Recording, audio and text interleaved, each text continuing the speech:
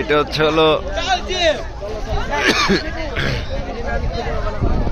রাস্তা।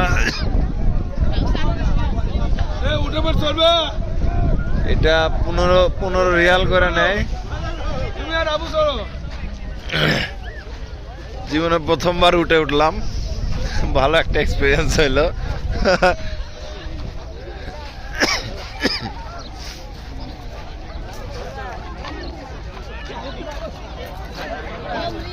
এটা হচ্ছে জিন পাহাড়। এখানে আসলে মূলত জিনেরা থাকে এবং এটাই শেষ রাস্তা। এরপরে আর রাস্তা আসলে করতে পারে নাই।